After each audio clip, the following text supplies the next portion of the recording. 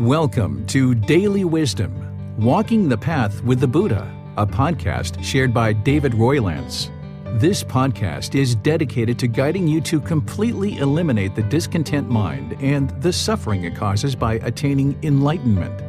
Learn and practice the teachings of Gotama Buddha that will guide you to fully attain a peaceful, calm, serene, and content mind with joy. To support this podcast, visit patreon.com/support Buddha or visit buddhadailywisdom.com, where you will discover a full range of courses, retreats, and online learning resources to assist you on the path to enlightenment. Now, here's our teacher to share more.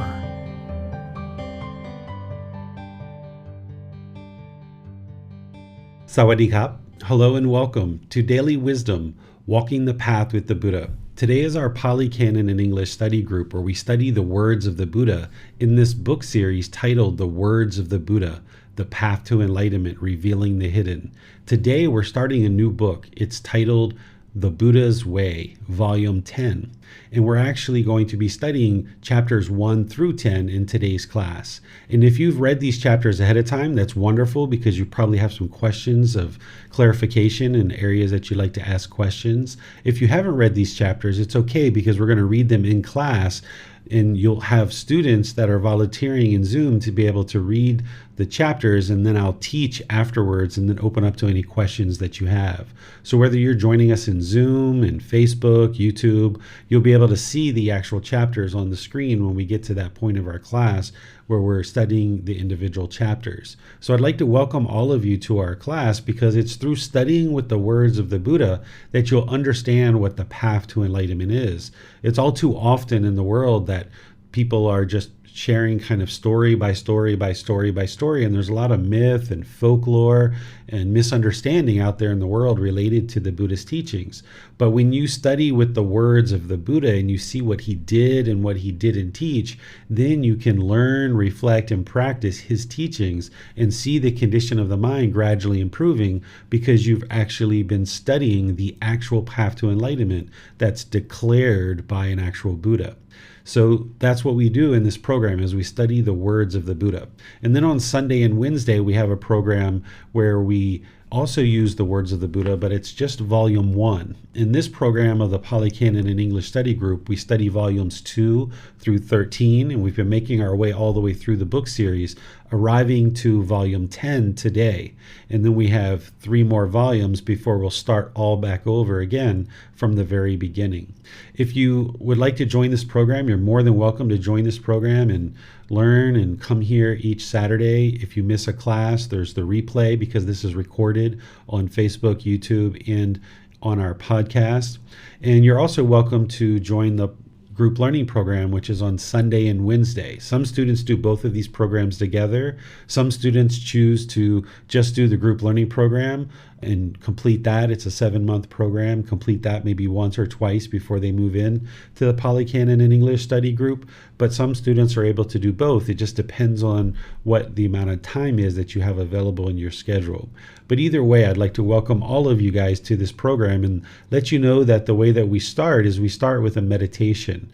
We start with just a brief top-up meditation just for about 10 minutes or so, just to prepare the mind for the class, because if you've got all this clutter kind of circulating around in the mind, as we study, it'll be more difficult for you to retain the teachings and then actually apply them in daily life. So by us actually practicing a little bit of meditation and kind of clearing out the mind a little bit, you'll have a more crisp and clear mind so that you can retain the teachings for a longer period of time, and then you'll actually be able to apply them in your daily life. So we'll start with a little brief meditation. I'll just give you a little bit of light guidance because most people who are in this program tend to be meditators who have either learned with me in the group learning program or other parts of my travels and teaching. So I'll just give you a little bit of light guidance in case you've never joined us for meditation before. So go ahead and take your meditation position, whether that's seated, lying, or standing, and just get the lower body and the hands and arms comfortable. The upper body should be nice and erect. This keeps the mind attentive and alert during the meditation. And now just close the eyes and start breathing in through the nose and out through the nose. I'm going to do some chanting, and if you know these chants, you're welcome to chant along, and then afterwards I'll come back with some more guidance. Arahang Samma Sambuddho Bhagava Bhutang Bhagavanang Apivateyami Savakato Bhagavata Tammo Dhammang Namasami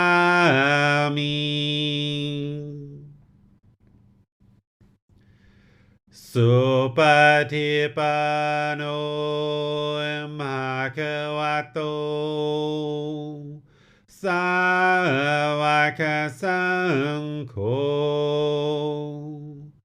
Sanghang Namami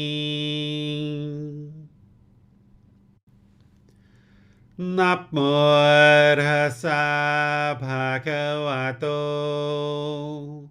Arahato Samma Sambuddhassa Namo Tassa Bhagavato Arahato Samma Sambuddhassa Namo Tassa Bhagavato Arahato Samma Sambuddhassa Iti piso Bhagava Arahang Samma Sambuddho Vichacharanang Samuno Sakatoro Gavito Anutero Purisa Dhamma Sati Satatawa Manusanam Bhoto Bhagavati.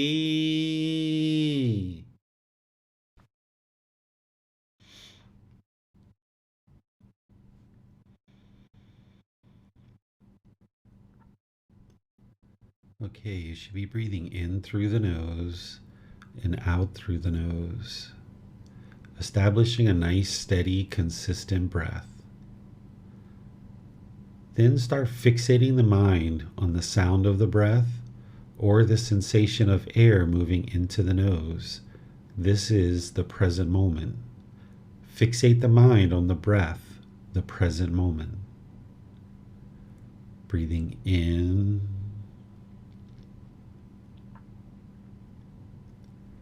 and out.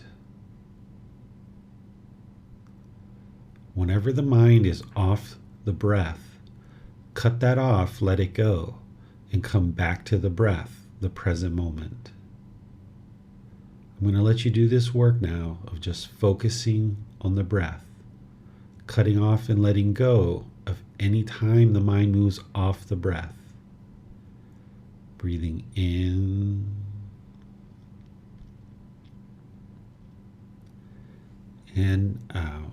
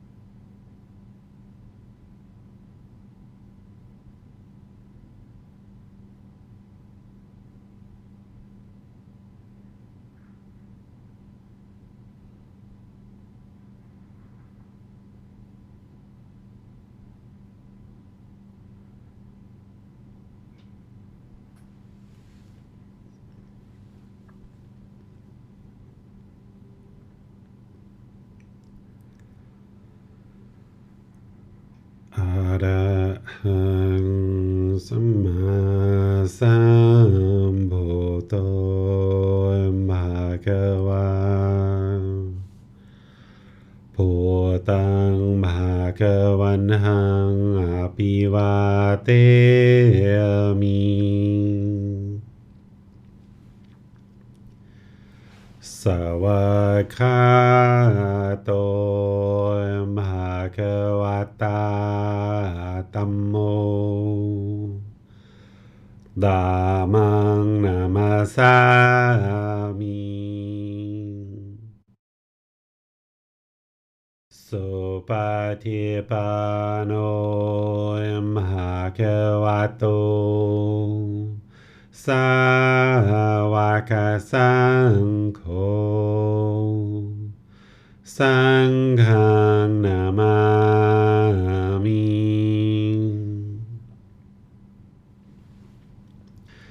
นะโมตัสสะภะคะวะโต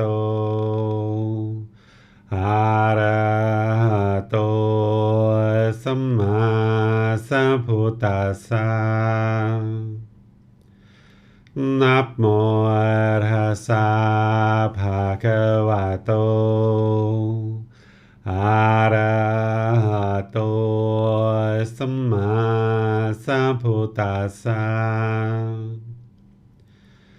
นะโมตัสสะภะคะวะโตอะระหะโตสัมมาสัมพุทธัสสะอิติปิโสภะคะวะอะระหังสัมมาสัมพุทโธวิจาจารนังสัมมุโนสักขาโตโรกาวิโตอนุเตโรปุริสาดามาสติสัตตาตาวามานุสนังพุทโธภะคะวะติ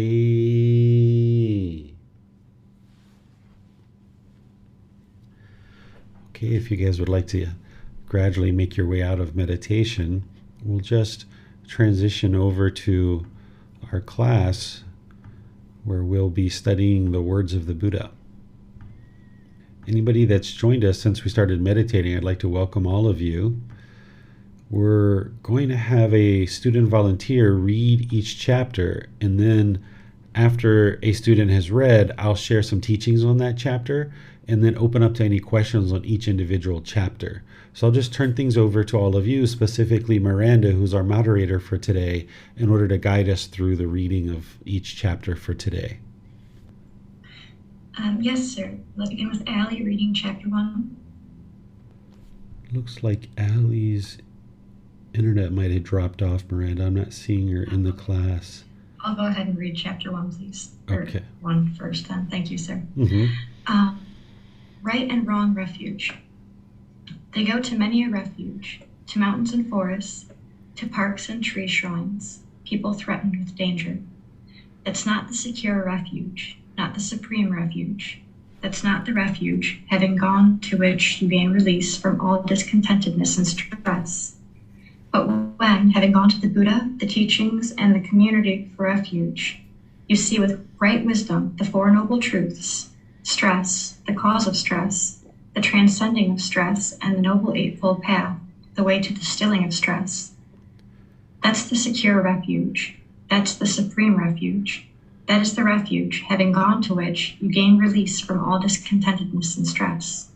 All right. Thank you, Miranda. All right. So here the Buddha is talking about this refuge, and he's talking about going to the Buddha, the teachings, and the community for this refuge, that the mountains, the forests, the parks, the tree shrines, which are kind of like practicing animism, that there's some cultures during the lifetime of the Buddha and even now that they believe things like trees have a spirit or the water has a spirit. So during the Buddha's lifetime and even now, if someone feels that they're in danger or threatened by danger, they might run, to a tornado shelter or to the mountains or to a cave or the forest or things like this, right? And the Buddha is saying, these things aren't a true refuge. They're not a real secure refuge. So let's understand what a refuge is. I put that down here in my explanation. A refuge is a shelter or protection from danger or distress, a place that provides shelter or protection, something to which one has recourse in difficulty. So the Buddha is saying that none of these places can actually really protect you from danger, because the danger to a Buddha is discontentedness and rebirth. That's the real problem that every unenlightened human being is facing, is that the mind continually gets shaken up with discontentedness. The mind continually gets shaken up through various situations, and beings are continually being reborn. This is the real danger. And if someone's scared or having fear, that's discontentedness. So if somebody's running in danger, feeling fear, and they're running to the mountains or these tree shrines or these parks out of this fear, then the real solution is to eliminate the fear, eliminate the craving, desire, attachment that's causing the fear. So if you train in the Buddhist teachings, that's what eliminates all discontentedness or stress, which is what the Buddha is describing here. And he says, going to him, essentially having confidence in him. When he says having gone to the Buddha, that means having confidence in the Buddha, that he is indeed enlightened, having confidence in his teachings, having confidence in this community that you're part of. That's the real refuge. That's where the mind is really going to get fully protected, because when you eliminate craving, anger, and ignorance, these three poisons, three unwholesome roots, or three fires, and the mind moves to this enlightened mental state where it's no longer experiencing any discontentedness, that's the real protection. That's the real refuge. That's the real secure refuge, or the supreme refuge, is what the Buddha is explaining here, because there, the mind has released all discontentedness and stress. And in order to be able to do that, a individual would need to be able to see with right wisdom the Four Noble Truths. That's where you learn what is discontentedness or stress, the cause of discontentedness or stress, the elimination of discontentedness or stress, and the way forward, which is the Noble Eightfold Path. This is the path to enlightenment, and it's the way to eliminate all discontentedness or stress from the mind. This is the real refuge, because once your mind is in the enlightened mental state, it's fully protected. It doesn't matter, what somebody else says. It doesn't matter what somebody else does. It doesn't matter what's going on or transpiring in your life. Your mind will not be shaken up whatsoever. Once it's in that enlightened mental state, it's fully protected. So the Buddha is encouraging students to see him as a teacher, his teachings in this community as the real true refuge, this supreme refuge, that if you go to this refuge, then you can actually gain release from all discontentedness and stress. What questions do you guys have on this teaching? It does not appear that there are any questions for this chapter, sir. All right. We'll go to the next one, chapter 2. Beings are few who are reborn among human beings or heavenly beings because they have not seen the Four Noble Truths. Then the perfectly enlightened one took up a little bit of soil in his fingernail and addressed the monks thus: "What do you think, monks, which is more, the little bit of soil in my fingernail or the great earth? Venerable sir, the great earth is more. The little bit of soil that the perfectly enlightened one has taken up in his fingernail is insignificant. Compared to the great earth, that little bit of soil is not calculable, does not bear comparison, does not amount even to a fraction. So too, monks, those beings are few who, when they pass away as human beings, are reborn among human beings. But those beings are more numerous who, when they pass away as human beings, are reborn in hell, in the animal realm, in the realm of afflicted spirits. For what reason? Because, monks, they have not seen the Four Noble Truths. What for? the noble truth of discontentedness, the noble truth of the cause of discontentedness, the noble truth of the elimination of discontentedness, the noble truth of the way leading to the elimination of discontentedness. Therefore, monks, an effort should be made to understand this is discontentedness. An effort should be made to understand this is the cause of discontentedness. An effort should be made to understand this is the elimination of discontentedness. An effort should be made to understand this is the way leading to the elimination of discontentedness. What do you think, monks? Which is more, the little bit of soil in my fingernail or the great earth? Venerable sir, the great earth is more. The little bit of soil that the perfectly enlightened one has taken up in his fingernail is insignificant. Compared to the great earth, the little bit of soil that the perfectly enlightened one has taken up in his fingernail is not calculable, does not bear comparison, does not amount even to a fraction. So too, monks, those beings are few who, when they pass away as human beings, are reborn among the heavenly beings. But those beings are more numerous who, when they pass away as human beings, are reborn in hell, in the animal realm, in the realm of afflicted spirits. For what reason? Because, monks, they have not seen the Four Noble Truths. What for?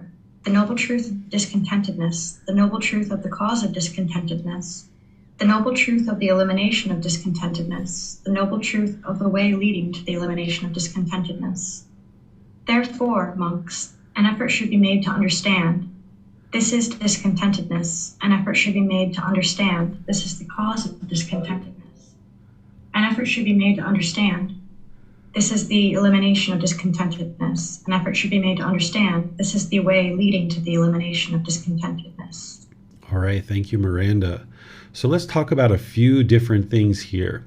We're getting ready in volume 11 to move into what's titled the realms of existence. And there we're going to be learning about the realm of hell, animal realm, afflicted spirits, human realm, and the heavenly realm. But here in this book, in some of the other books, there's a few teachings related to these realms. And when the Buddha taught about these different realms, he's just sharing the truth of what's actually occurring in this whole cycle of rebirth. As you see, he never uses fear, guilt, or shame to try to convince somebody to learn and practice his teachings, but instead, he's just sharing what is actually the truth. And what he's sharing in this teaching is if you're human and you haven't seen and understood and deeply penetrated the Four Noble Truths, then it's more likely that you're going to be reborn in hell, animal realm, or afflicted spirits, because there's very few beings that are reborn back into the human realm or into the heavenly realm who haven't been exposed and deeply seen the Four Noble Truths. Because it's the Four Noble Truths that gives you that penetrating wisdom to understand what is discontentedness, the cause, the elimination, and the path forward. So you could never get to enlightenment if you didn't first establish right view, understanding the Four Noble Truths. That's where you have that breakthrough of understanding what is discontentedness, the cause, the elimination, and the path forward. That's the very beginning teaching of getting onto the path to enlightenment. It's the very first step of the Eightfold Path called right view. So when the Buddha is talking here and he's saying that there's very few beings in the human realm that are reborn back into the human realm, it's because they haven't seen the Four Noble Truths. And what he means by seeing is he means seeing clearly and understanding it, not just looking at it in a book and like, oh, I've seen the Four Noble Truths. Okay, I see them. I see them there in writing. That's not what he's talking about. What he's talking about is deeply penetrating it so that you've learned them, you've reflected on them, and you start practicing them.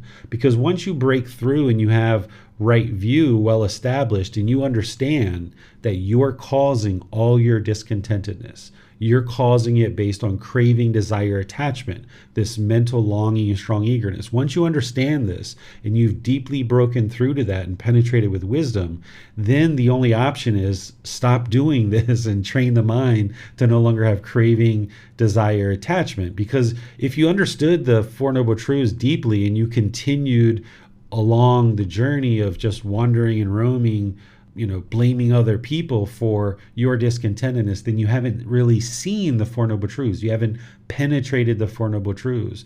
But if you penetrate it with wisdom and you deeply understand it, and you can see with 100% certainty that you are indeed causing your anger, your sadness, your frustration, irritation, annoyance, guilt, shame, fear, boredom, loneliness, resentment, jealousy, all these discontent feelings in others, then once you understand that, then the next thing is, all right, well, how do I get rid of this? And let me partake in the training to be able to eliminate it. And having done so, once the mind gets to enlightenment, then there is no more rebirth.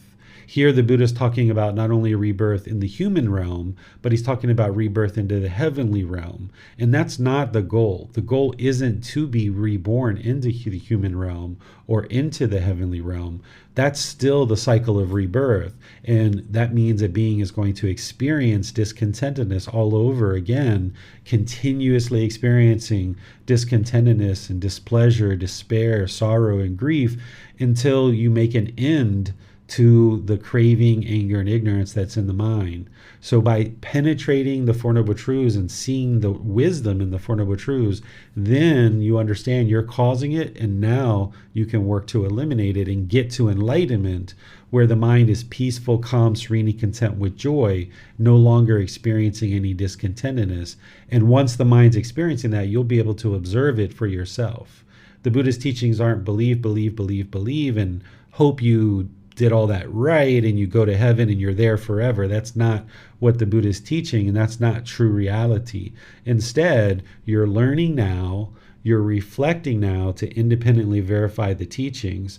Then with that wisdom, you're practicing that wisdom, making wiser decisions now, and then you experience the results of having trained the mind right now, that you see the discontentedness gradually diminishing in the mind. And this is where you can see the mind moving closer and closer to enlightenment. And once you're in that enlightened mental state, you'll know that there's no longer any rebirth. So here he's talking about the human realm and the heavenly realm, which none of these realms are permanent. Even the hell realm, the animal realm, the afflicted spirits realm, the human, and the heavenly realm, these aren't permanent existences. Beings will move in and out of those realms. The only thing is that the hell realm, animal realm, and afflicted spirit realm, you can't attain enlightenment in those lower realms. So the Buddha talks about being in those lower realms like a prison. And we've all experienced countless animal births in our past, and we may have even been in hell or the afflicted spirit realm in the past. And you may start to observe those at different times. You may have even been in the human realm or the heavenly realm at different times in previous lives. But if beings don't see these Four Noble Truths and penetrate them with wisdom, deeply understanding them and moving the mind closer to enlightenment, then the Buddha is sharing that there's this rebirth into the lower realms of hell, animal, and afflicted spirit. And once a being is there, it takes many rebirths to ever be able to get back to the human realm or ever be able to get back to a heavenly realm, where those two realms, a being would be able to attain enlightenment in the human realm and the heavenly realm. So some of the other teachings the Buddha shares around this is that now that you've obtained this human state, he's essentially shares, don't be complacent. Don't let it go to waste. That now that you're in this ideal existence of a human being where you can cultivate the mind, you can get to enlightenment, and you have this ability to experience pleasant feelings, painful feelings, and neither painful nor pleasant, which is the motivation to get to enlightenment. Use this human existence wisely, particularly now that the teachings of the Buddha are starting to shine in the world more and more. This is an ideal time for you to be able to experience enlightenment through dedication, determination, and diligence of learning, reflecting, and practicing to experience the results for yourself. What questions do you guys have on this chapter? It does not appear there are any questions on this chapter, sir. All right, so we'll move to chapter 3. Let's go to Allie for chapter 3, sir. Noble truth is not impossible to know. The noble one are plenty. There are not only 100 vacha, or 2, or 3, or 4, or 500, but far more male ordained practitioners, my disciples, who by realizing for themselves with direct knowledge, experience, here and now enter upon and reside in liberation of the mind and liberation by wisdom that are taintless with the destruction of the things.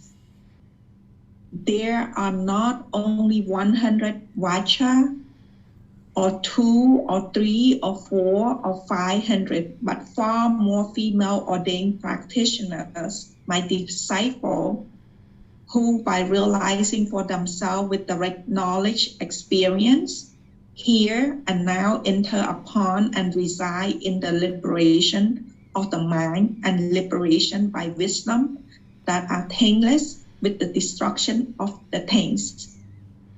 There are not only 100 vacha, or 2, or 3, or 4, or 500, but far more male household practitioners, my disciples, clothed with right leading life of celibacy, who, with the destruction of the 5 lower fetters, will reappear spontaneously in the heavenly realm, and there attain final nibbana, final enlightenment, without ever returning from that world. There are not only 100 vacha, or 2, or 3, or 4, or 500, but far more male householder practitioners, my disciples, clothed in right, enjoying sensual pleasure, who carry out my instruction, respond to my advice, have gone beyond doubt, become free from confusion, gains courage, and become independent of other in the teacher's teachings.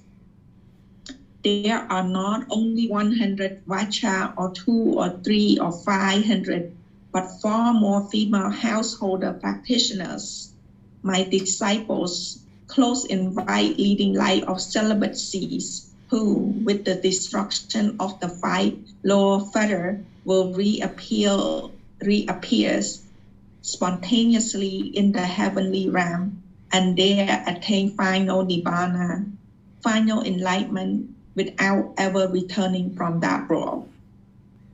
There are not only 100 vacha, or 2, or 3, or 500, but far more female household practitioners, my disciple, clothed in white, enjoy sensual pleasures, who carry out my instruction, respond to my advice, have gone beyond doubt, become free of confusion, gain courage, and become independent of other in the teacher's teachings. Great. Thank you, Ali. This teaching, yes, you're welcome. This teaching here is helping you to see that it's possible to learn and practice to attain enlightenment and understanding these 4 noble truths. That's what he's sharing here. And he's going through the different groups of people, and that there's, extensive numbers of people that have attained enlightenment and have attained the 3rd stage of enlightenment and the 2nd stage and the 1st stage. He's going through each one of those. So these first 2 paragraphs here, he's talking about ordained practitioners who are male and ordained practitioners who are female who've attained enlightenment. And he's saying there's more than 500 of each of those. And this is really key, because in some Buddhist communities, people will tell you that women can't attain enlightenment, and this is not true. It's something that people will share orally, but if you go back to the original teachings of the Buddha, not just here, but in other parts of his teachings, he talks about women who have attained enlightenment. So if you ever hear anybody that says a woman can't attain enlightenment, you know that that's not true, because here's the Buddha explaining during his lifetime that women have attained enlightenment during his lifetime. And I know women now, today, that are enlightened as well. So it's possible for ordained males and household practitioners who are male to attain enlightenment. It's possible for female ordained practitioners and female household practitioners to attain enlightenment. It just requires work and understanding and practice of this path. So he goes through these different groups. Here he's talking about male practitioners that are in the household life that have attained the third stage of enlightenment as a non-returner, because here he's talking about being reborn in the heavenly realm, and from the heavenly realm they attain enlightenment and they don't come back to this world, meaning the human realm. So that's what that third stage of enlightenment is. And then he says the same thing right here about females as well. And then here he's talking about individuals who have attained either the first or second stage of enlightenment through either a male household practitioner, and then down here, female household practitioners. So here, this is proof positive for you that all human beings, male or female, can attain enlightenment. And if you ever hear anything otherwise, you've seen the words of the Buddha and you know the truth. Any questions on this particular chapter? There's not appear to be any questions on this chapter, sir. Okay. One thing I'll add before I move on is you can add up the numbers here. If you can imagine during the lifetime of the Buddha, just the thousands and thousands and thousands of people that ultimately started learning and practicing with him. Initially, he only had 5 people that started, but by the time he died, there was just thousands and thousands and thousands of people, because once someone starts sharing teachings that are liberating the mind and people can see for themselves that their mind is becoming more peaceful, calm, serene, and content with joy, and actually attaining enlightenment, the word starts spreading. So here you can see, if you start adding up, more than 500 for each one of these groups, just here we're talking 1,000, 2,000, 3,000 minimum just here with this. So he had, just thousands and thousands and thousands of students during his lifetime. It looks like Ali has a question. I guess I'll just pause here before we go to the next chapter. Yes, sir. I was about to correct myself and say Ellie had her hand raised. Thank you. I think towards the end, like he was talking about the householder that is still enjoying sense pleasure. Is that like, so what he's saying is it's okay to have like invite clothes, enjoy sense pleasure, and as long as you carry out his instruction, you will become free of confusion, gain courage. You could be enlightened as well, right?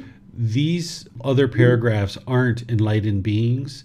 So if someone's enjoying sensual pleasures, that means that they're either in the first or second stage of enlightenment, because in the first and second stage of enlightenment, there's still sensual desire there, and those beings are still craving and desiring sensual pleasures, is what we call it. The mind still has craving, desire, attachment. But once the mind is enlightened, you're still going to eat a piece of chocolate cake and enjoy it. It tastes great. It's just your mind's not going to cling to it and crave it. Or you'll still go on holiday or vacation and you'll see a beautiful view and you'll be like, oh, wow, this is so beautiful. This is absolutely wonderful to sit here and see this outstanding landscape. But then when it's time to leave, it's like, okay, time to leave. Instead of like, oh, I don't want to leave. Oh, it's so beautiful here. I want to just enjoy my chocolate cake. Oh, do I really have to give it up? That's because the mind's craving and clinging to it. So what he's describing here, these other paragraphs below, are beings that are not enlightened. These first 2 paragraphs, he's talking about beings that are enlightened. And then this paragraph where he's talking about reappearing spontaneously in the heavenly realm, in this one, these are the third stage of enlightenment. And then this one here, where it's talking about enjoying sensual pleasures, in this one, these beings are either in the first and or second stage of enlightenment, because they're still enjoying sensual pleasures, but they've gone beyond doubt, which means they've eliminated the fetter of doubt. He doesn't talk about personal existence view here, but he talks about being free of confusion, gain courage and become independent of others in the teacher's teachings, meaning that you're not just conforming to what other people think and what other people are telling you. You have a clear vision of what the path to enlightenment is by the time you get to the first and second stage of enlightenment. And even though you see other people having alcohol and drugs, you're going to choose not to do that by the time you get to the first or second stage of enlightenment, because your mind has seen very clearly that those things lead to unwholesome results and other things along those lines.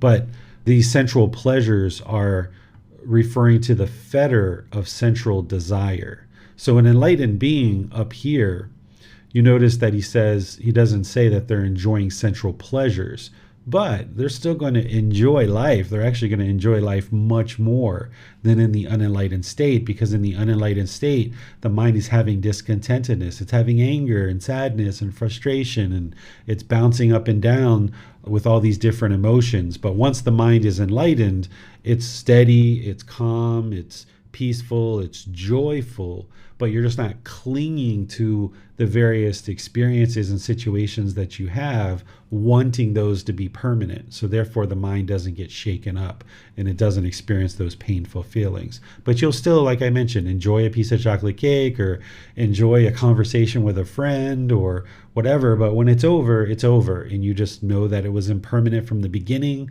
and you just move on and go to the next thing. Thank you. You're welcome. Should we go to the next one, Miranda? Yes, sir. All right, chapter 4. Okay, let's go to Marcy for chapter 4. Thank you, Miranda. Chapter 4. With the teachings and yourselves as your refuge. But I have not already declared, Ahanda, that we must be parted, separated, and severed from all who are dear and agreeable to us. How, Ahanda, is it to be obtained here? May what is born come to be, conditioned and subject to disintegration, not disintegrate. That is impossible. It is just as if the largest branch would break off a great tree standing possessed of heartwood. So too, Ahanda, is the great monk community standing possessed of heartwood. Sariputta has attained final nibbana, final enlightenment. How, Ahanda, is it obtained here? May what is born come to be, conditioned and subject to disintegration, not disintegrate. That is impossible. Therefore, Ahanda, reside with yourselves as your own island, with yourselves as your own refuge, with no other refuge. Reside with the teachings as your island, with the teachings as your refuge, with no other refuge. And how, Ahanda, does a monk reside with himself as his own island, with himself as his own refuge, with no other refuge, with the teachings as his island, with the teachings as his refuge, with no other refuge? Here, Ahanda, a monk resides reflecting on the body in the body, dedicated, clearly comprehending, mindful, having removed craving and displeasure in regard to the world. He resides reflecting on feelings in feelings, mind in mind, mental objects in mental objects, dedicated, clearly comprehending, mindful, having removed craving, displeasure in regard to the world.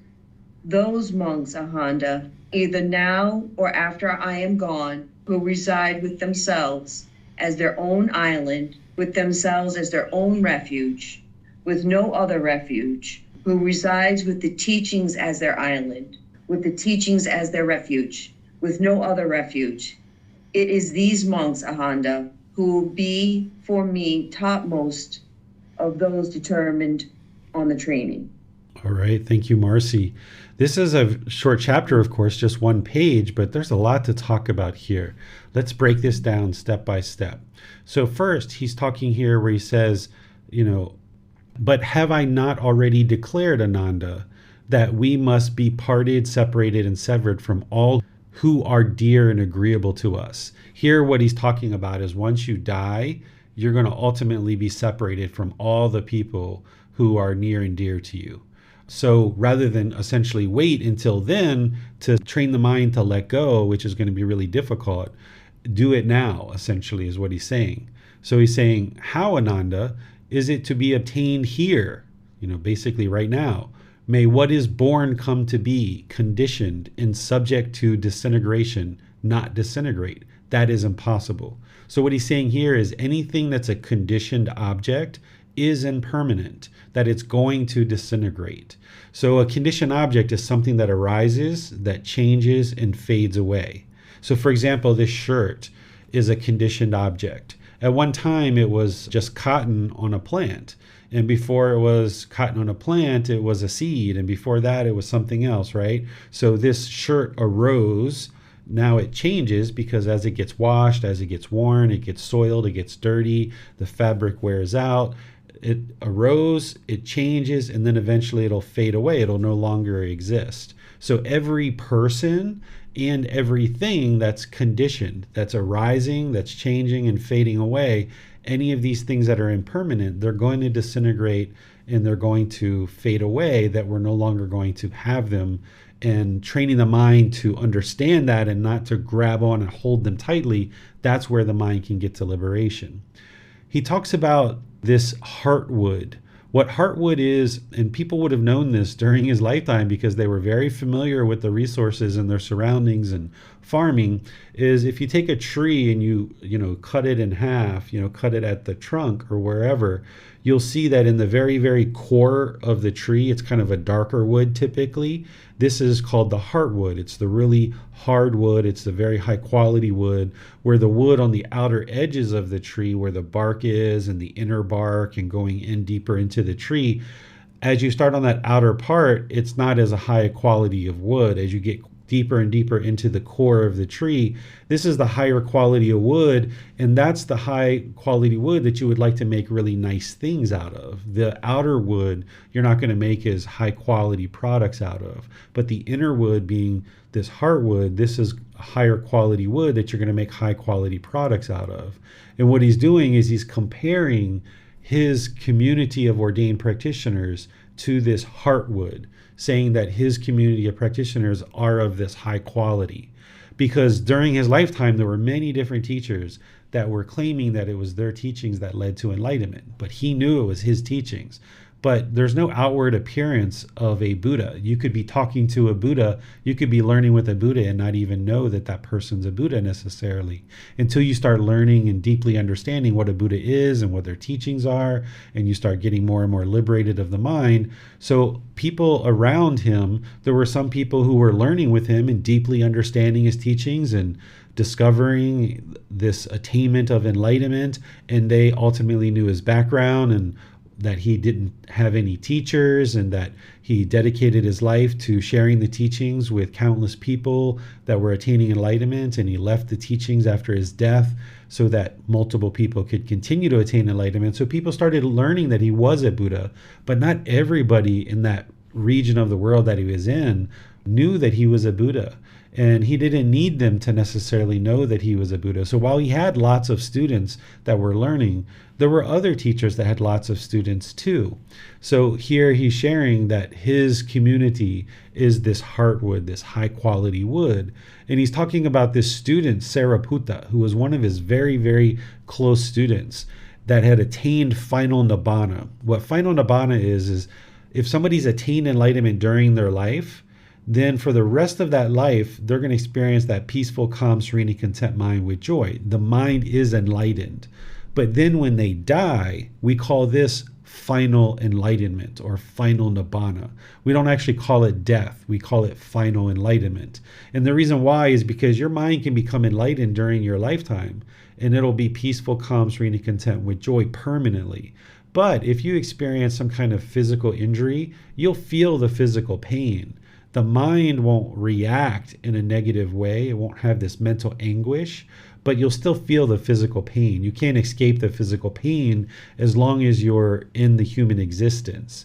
And that physical pain is there for a reason, because if you were standing too close to a fire, there needs to be a signal to your mind that says, hey, move away from the fire. So you make a wise decision to move away from the fire. So you're going to need that little bit of physical pain just to let you know to make wiser decisions. But you won't have the mental anguish as part of that. But once you attain enlightenment in this life and you experience that peaceful, calm, serene, and content mind with joy, and you die, that's where the mind and the body completely separate. And now that's final enlightenment, because you won't even experience physical pain at that point, because the mind and the body have separated. But you can't eliminate that part of the attachment, so to speak, during this life, because you're still alive. There's going to be a body and there's going to be a mind that's together. So here he's saying this student of his, Sariputta, has attained final nibbana, or final enlightenment. And he's basically saying, okay, just like Sariputta, who attained enlightenment, died, essentially, he's saying, his body disintegrated, right? And that was a conditioned existence, that it arose, it changed, and it faded away. Sariputta arose, changed, and faded away. Then he says, okay, if you're interested in experiencing this enlightened mental state, because Ananda at this point wasn't actually enlightened. Ananda was another one of Gautama Buddha's closest students. He didn't actually attain enlightenment until after the death of the Buddha. So the Buddha is providing him this instruction that, okay, if you or other people after me would like to attain enlightenment, that you should reside with yourself as your own island. What this means is you should make decisions for yourself, that you should progress towards these teachings, you should learn these teachings, you should consider these teachings to be the true refuge. This is what's going to protect the mind, and have no other refuge other than these teachings. That you can't run to the mountains, you can't run to the forest, you can't go other places to get this protection. It's these teachings that are going to truly protect the mind. And if you reside with these teachings as being the thing that you really focus on with determination, dedication, and diligence, then you'll be able to experience this enlightened mental state as you get closer and closer to that goal. I'm going to pause here for a second and just explain something else related to this particular teaching. This is a famous line that you'll see quoted in a lot of places in Facebook and other places. Oftentimes people will point to this and say, the Buddha said this because you don't need any teachers to learn and practice the teachings. You can attain enlightenment by yourself. And people are misunderstanding what he's actually saying. He's not saying that you don't need any teachers. He says in other places of his teachings that you need teachers and you need guides to understand the teachings. You wouldn't be able to attain enlightenment without a teacher. Only a Buddha can actually do that. So people here are misunderstanding what he's actually teaching. If you tried and attempted to attain enlightenment without the guidance of a teacher, you wouldn't actually be able to attain enlightenment. And this is where some people are being misled or misunderstanding. And if they think that this line is saying that you don't need any teachers or guides, then why did the Buddha teach for 45 years? If he was teaching that you don't need any teachers, then he would have awoken from enlightenment and he would have said, okay, I did it. Now you guys can do it. Have fun. I'm going back to the palace, right? But he didn't do that. He spent 45 years of his life sharing these teachings because people need teachers. Only a true Buddha can actually awaken without the guidance of any teacher. So if you see people point to this particular line as saying, see, you don't need any teachers because he says reside with yourself as your own island. What he's saying here is don't be influenced by other people's opinions and views. Don't be influenced by unwholesome conduct and unwholesome decisions of others, but instead make your own wise decisions and see that in the teachings as being your refuge. That's what's going to ultimately protect the mind. Going down here, what he's talking about in terms of what is the refuge, because right here he's talking about in how, Ananda, does a monk reside with himself as his own island, right? So here the Buddha is actually describing it. What people will oftentimes do is they'll just grab this one and they don't see this other one. But right after it, he describes, how is it that you can reside as your own island with your own refuge? He talks about practicing the 4 foundations of mindfulness. When he says reflecting on body as body, feelings as feelings, mind as mind, and mental objects as mental objects. This is what we call the 4 foundations of mindfulness. What the 4 foundations of mindfulness are is teaching you to have awareness of mind that prior to discontentedness arising, prior to any anger or sadness or frustration or boredom or loneliness or shyness, even happiness, excitement, elation, before any of these conditioned pleasant feelings, conditioned painful feelings, or conditioned feelings that are neither painful nor pleasant arise, there's going to be some bodily sensation. Like if you've ever been shy and you felt butterflies in your stomach, that's a bodily sensation. If you've ever felt anger starting to arise and you felt heat or sharp pains in certain parts of your body, that's the anger arising. That's the bodily sensations. So what he teaches as part of his Eightfold Path is to develop this awareness of the bodily sensations so that as you start observing the bodily sensations, you can cut off and let go of discontentedness there. Because if you don't cut it off and let it go as a bodily sensation, then it's going to become feelings in the mind. And you can still cut it off there as feelings in the mind, but you can circumvent this whole experience of having anger and frustration and all these other discontent feelings. You can circumvent that by observing the bodily sensations and cutting it off and letting it go there.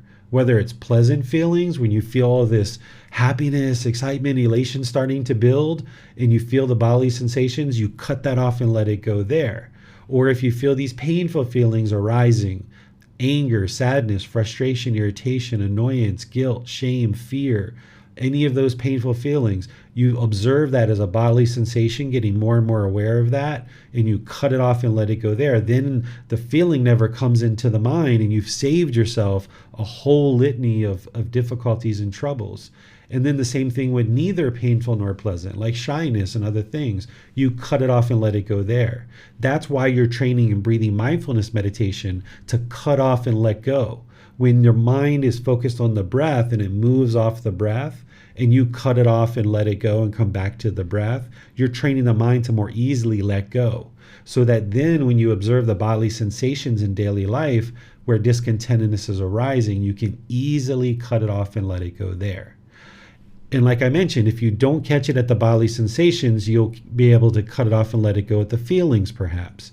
If you don't cut it off there, then it starts affecting the condition of the mind. That's what mind in mind is.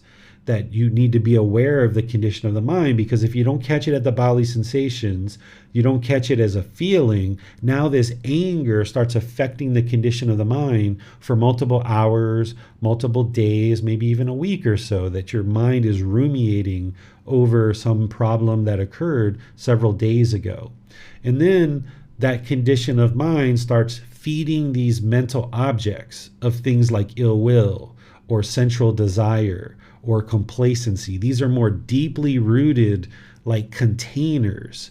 So what essentially happened as we were born as a baby, we didn't have the wisdom to understand this path to enlightenment. So at different times, as we aged, when we were a baby, we didn't have any ill will. We were just in life with craving. We had ignorance, of course, but over time we started experiencing situations where people were aggressive or harsh or yelling at us, and we had these bodily sensations that we weren't aware of because we didn't have the wisdom. We started having these feelings of anger and frustration coming into the mind. We didn't know what to do with that. We probably blamed other people for it. It started affecting the condition of our mind for longer and longer periods of time, where we were angry for longer and longer periods of time. And then we formed this mental object of ill will, where now we have this bitterness, this hostility, this aggression towards other beings. So what the 4 foundations of mindfulness are doing is teaching you to catch it at the bodily sensation, so you're no longer feeding these mental objects and you're no longer feeding that ill will. So if anger is starting to arise and you can cut it off and let it go as a bodily sensation, then you're not feeding this mental object.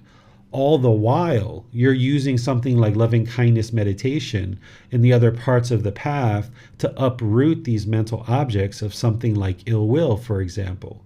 So loving kindness meditation is going to uproot ill will and get rid of this mental object. And you're kind of cutting off any kind of more feeding of that mental object by observing the bodily sensations and cutting it off and letting it go there.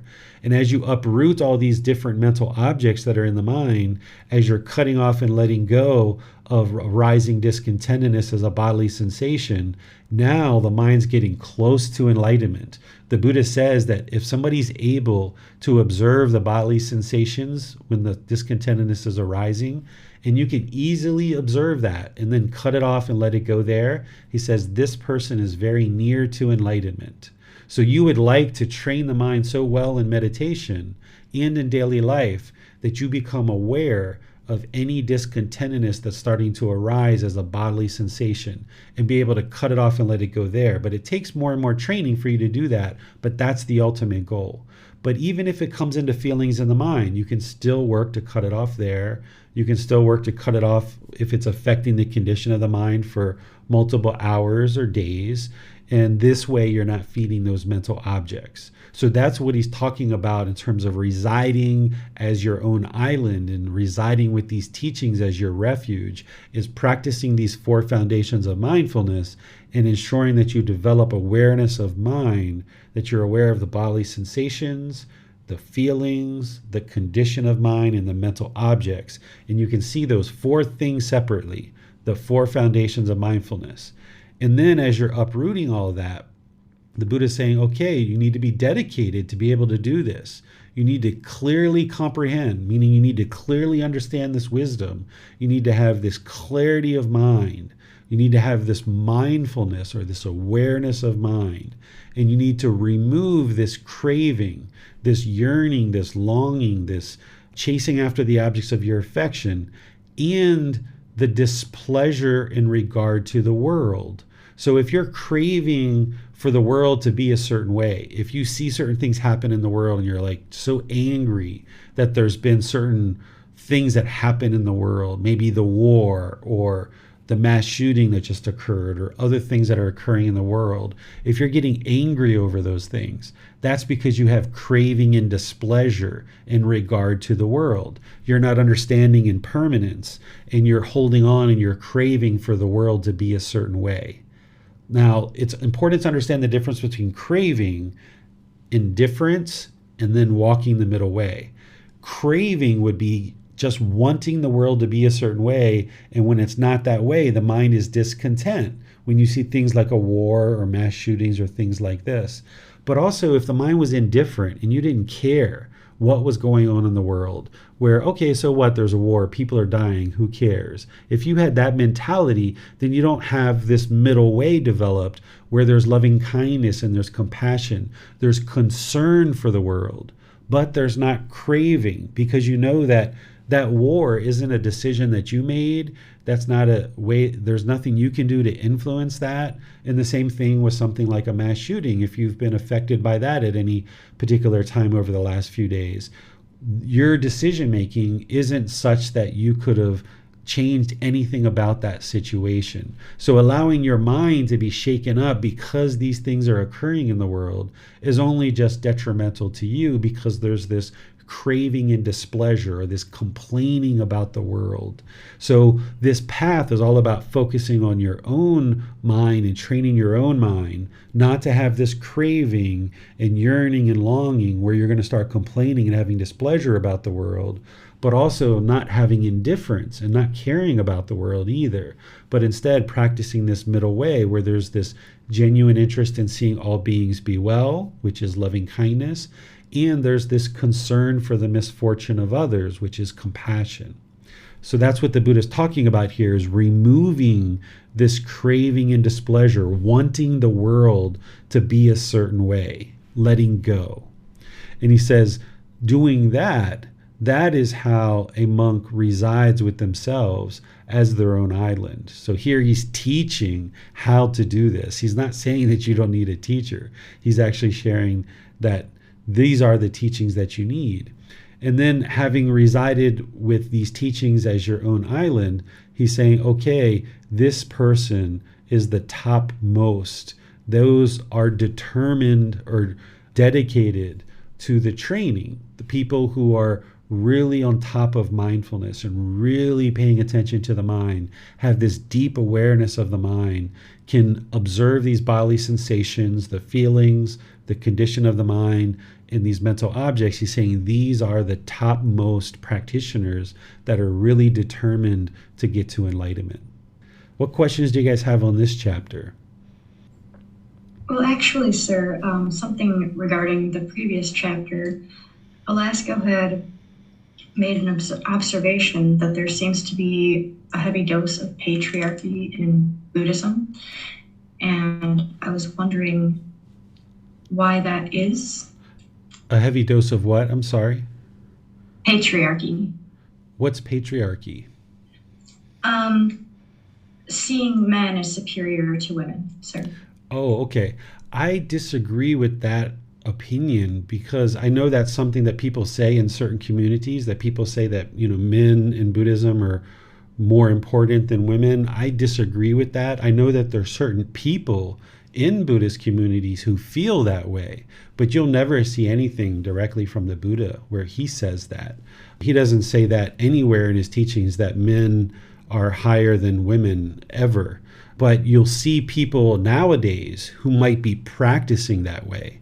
And where I think that this comes from is when Buddhism came out of India down into Sri Lanka, and then it moved into Thailand, for example, that's the way that the historians think that Buddhism arrived in Thailand about 800 to 1200 years ago. By the time Buddhism made its way to Thailand, the female ordained practitioners had died out. There was no longer any female ordained practitioners because you need 10 females preceptors in order to ordain another female. So by the time Buddhism came into Thailand, there was only a male ordained community. And this is what you see predominantly in Thailand today, is a male ordained community. So people oftentimes get the opinion in my view, misperception that Buddhism is slanted towards males and looks at males as being higher, but it's not actually true in the way that the Buddha taught it. It might be true in certain people's minds, but that's not the way that the Buddha actually taught it. And this occurred, in my opinion, because female ordained practitioners didn't make it to Thailand, so that there wasn't this vibrant female ordained community by the time Buddhism came here. But in the last 20 years, they're actually revitalizing the female ordained path. There's at least one temple that I know of in Bangkok that's dedicated to females. And throughout Thailand, I think we have about 300 or 400 ordained females right now. And what they did to revitalize it is those women became ordained in other countries that still have the female ordained practitioner community. And then once they ordained there, they then came into Thailand and revitalized this practice of women having the ordained path. So while this is something that you might hear in Buddhist communities, that that Buddhism looks at men as being higher or more superior than a woman, you won't see anything from the Buddha that says that, because that's not how he thought. But people today, because of their craving, because of their anger, because of their ignorance and unknowing of true reality, their mind is polluted and they're not practicing the teachings necessarily as closely as what a Buddha would. So when the Buddha was alive, he didn't say anything about females being lesser than a male. And I don't see it that way either. I see all beings as equal, because that's what the Buddha taught, is that all beings are equal. Not only males and females, but also different positions. He looked at kings and queens the same way as he did, some servant or some slave. He was willing to teach people of all different levels of society. In fact, one of his famous students was a prostitute prior to becoming a student of the Buddhas. And I don't know if you know this story, that there was this prostitute who was kind of in the prime of her career and invited the Buddha to come stay with her. And he got this invitation through his students. And his students thought that the Buddha wouldn't go to her house, but they delivered the invitation to him anyway. And he actually went to her house. And they were shocked that he went to visit a prostitute. And he ended up staying there overnight. because she invited him to stay at her house. And the way that it's written and the way that it's talked about is that she was constantly pursuing him, trying to get him to be her husband, because apparently the Buddha was very handsome and, of course, very wise. So people were very interested to be around him, but he wasn't dissuaded because he had let go of any kind of sensual desire. He wasn't interested in a sexual relationship.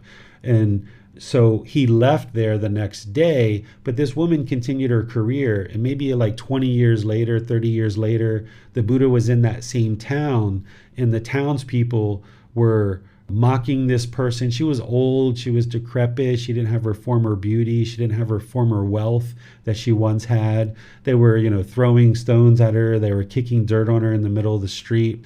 She didn't want to be a student of his when she was in the prime of her career because she was so wealthy.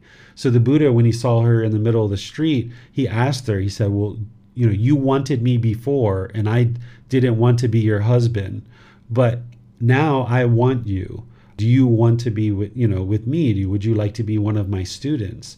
And she said yes. And she decided to ordain with him. Now that she had lost all of her wealth, she had lost all of her beauty, she ended up ordaining as a female ordained practitioner and getting to enlightenment. So this whole idea that Buddhism or the Buddha is against women for any reason, this is just people's misperceptions and their opinions. But when you look at the words of the Buddha and how he conducted himself during his lifetime, that was never the case. And then Alaska has a follow-up comment. In the Vinaya, there is discrimination against nuns. You can send me that if you like, Alaska, because you must be looking at something that I haven't seen. I'd be pleased to look at it and verify the validity of the teaching, because there's things that are shared out in the world in different kind of books that aren't 100% the truth. In fact, there's an author and a publisher here in Chiang Mai that I just met this week that's asking me to read his book so that he can publish it. And even in the first chapter, in the first 2 or 3 pages, there's so many things that aren't accurate based on the words of the Buddha, because there's just been this constant impermanence, that has affected the Buddha's teachings. And it's not a clear depiction of what the actual teachings of the Buddha are. So send me what it is that you're saying that you feel is discrimination towards women, because from my perspective, from everything that I've ever seen from the Buddha, he treated all beings equally. An enlightened being isn't going to discriminate against any group of people whatsoever. An enlightened being, and surely a Buddha, isn't going to discriminate against any beings whatsoever, because their goal is to help all beings get to enlightenment. They have this deep loving kindness, this deep compassion. So depending on what it is that you send me, I'll look at that for you, and then we can talk about it through private message. And if we'd like to talk about it in class, we can, because that way people on our podcast and people who aren't involved in our private message can benefit from that. But there's no way that an enlightened being or a Buddha is going to discriminate against any type of person. That appears to be all the questions that we have for now, sir. All right, let's go to the next chapter, which is chapter 5. Liberation of mind is the heart wood. So this holy life, monks, does not have gain, honor, and praise for its benefit, or the attainment of virtue, moral conduct, for its benefit, or the attainment of concentration for its benefit, or wisdom and vision for its benefit. But it is this unshakable liberation of mind that is the goal of this holy life, its heartwood, and its end. Suppose a man needing heartwood, seeking heartwood, and wandering into heartwood, came to a great tree standing possessed of heartwood, and cutting off only its heartwood, he would take it away, knowing it was heartwood. Then a man with good sight, seeing him, might say, this good man knew the heartwood, the sapwood, the inner bark, the outer bark, and the twigs and leaves. Thus, while needing heartwood, seeking heartwood, wandering in search of heartwood, he came to a great tree standing possessed of heartwood, and cutting off only its heartwood, he took it away, knowing it was heartwood. Whatever it was this good man had to make with heartwood, his purpose will be served.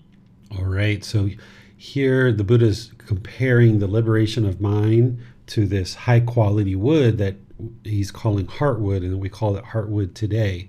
So he's saying here at the beginning that this path to enlightenment, essentially this holy life, does not have gain, honor, and praise for its benefit. So if somebody's on this path to enlightenment just to get admiration from others, they're not going to get to enlightenment. They have to eliminate that desire for admiration from others, or the attainment of virtue for its benefit, just doing moral conduct, maybe just to make more money or something like this. That's not the goal of what the Buddha actually attained.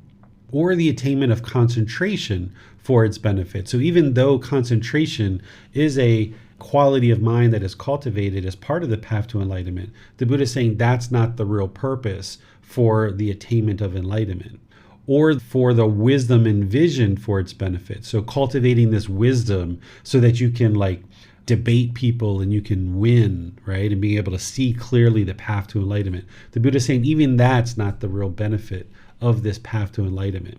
But what is the real goal is this unshakable liberation of mind. That's the goal of this holy life, of this path to enlightenment, is getting to the point where the mind is truly enlightened.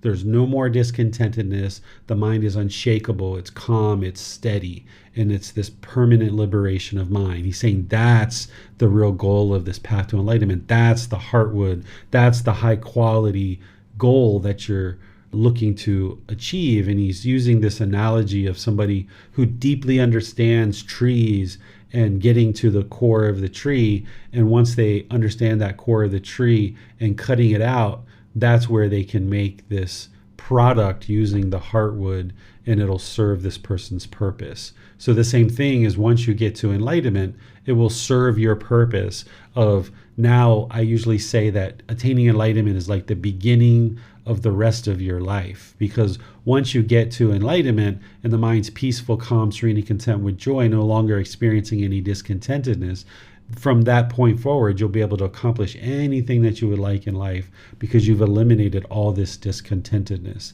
And that's the real goal, the unshakable liberation of mind. Any questions on this chapter? Yes, sir. How can a practitioner be sure that they're not becoming attached to the benefits that are experienced as they approach closer to enlightenment? It can be challenging because those benefits can be very profound and very pronounced. And the way life is experienced, even just day to day, seems like night and day compared to before that practitioner was on the path.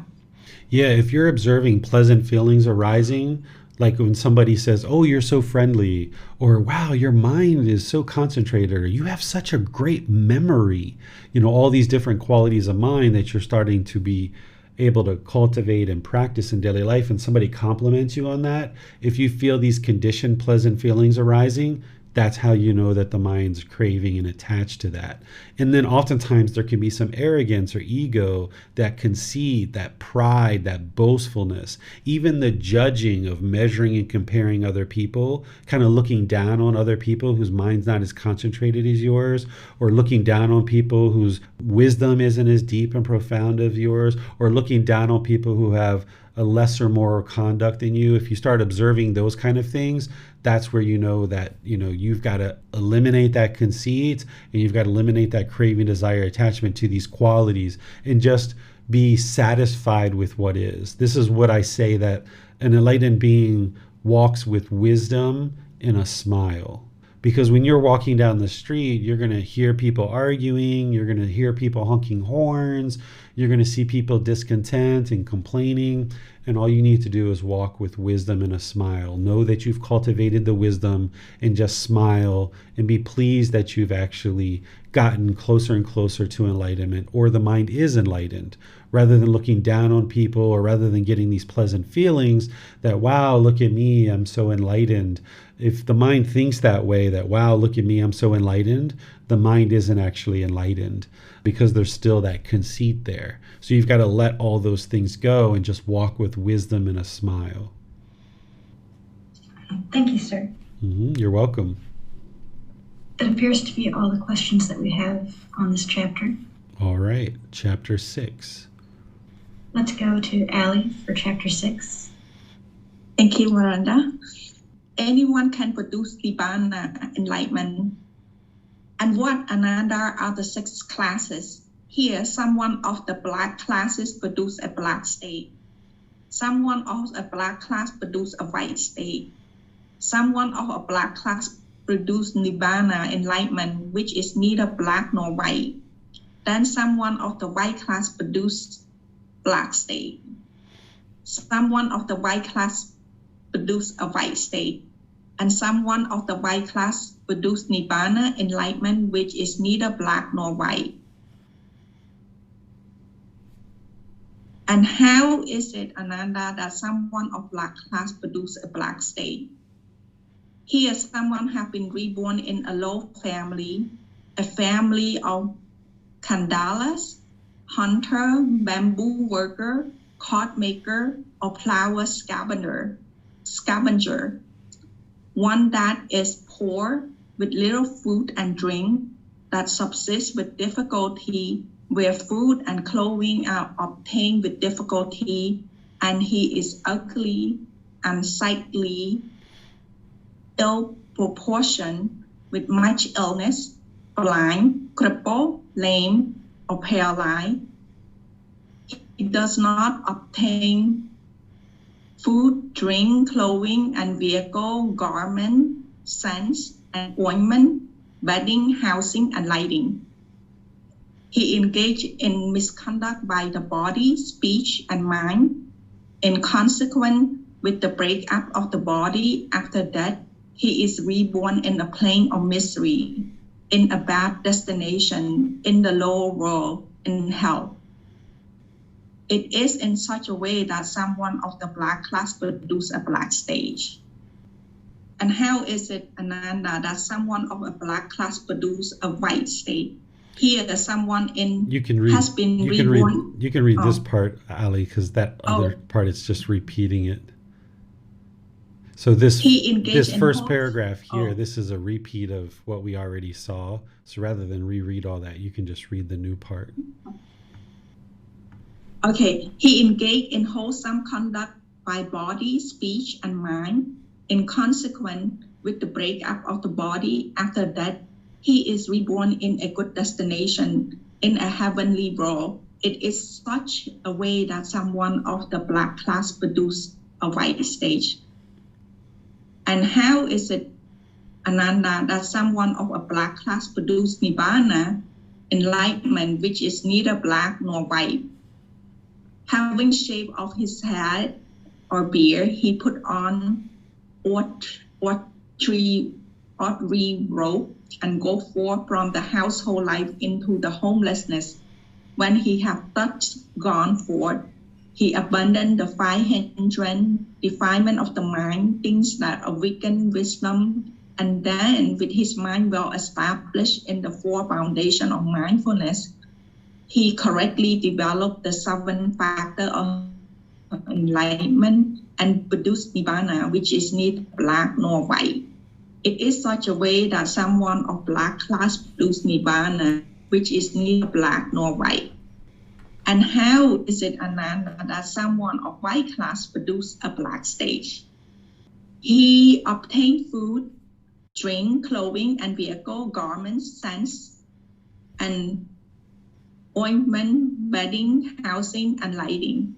He engaged in misconduct by body, speech, and mind. In consequence, with the breakup of the body after death, he is reborn in a plane of misery, in a bad destination, in a lower world, in hell. It is in such a way that someone of white class produce a black stage. And how is it, Ananda, that someone of a white class produce a white stage? Do I skip here? Yeah, you skipped this one in the previous one, but all this is talking about is the white class is this higher family and this affluent family, and he's talking about how now moving to a white state, which is here. Okay. He engaged in wholesome conduct by the body, speech, and mind. In consequence, with the breakup of the body after that, he is reborn in a good destination, in a heavenly world. It is in such a way that someone of white class produce white stage. And how is it, Ananda, that someone of white class produce Nibbana, enlightenment, which is neither black nor white? Having shaved off his head and beard, he put on augury robe and go forth from the household life into the homelessness. When he had thus gone forth, he abandoned the five hindrance, defilement of the mind, things that weaken wisdom, and then with his mind well established in the four foundations of mindfulness, he correctly developed the seven factors of enlightenment and produced Nibbana, which is neither black nor white. It is in such a way that someone of a black class produced Nibbana, enlightenment, which is neither black nor white. These, Ananda, are the six classes. Okay, thank you, Ali.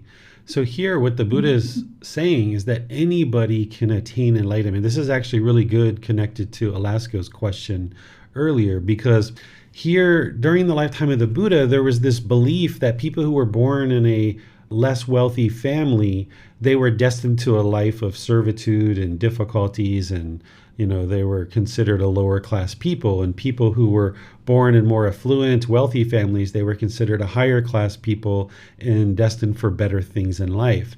And things haven't necessarily changed that much from the lifetime of the Buddha. We still even have some of that around now. But people thought that if you were born into a wealthy family, then you were noble and you were wholesome.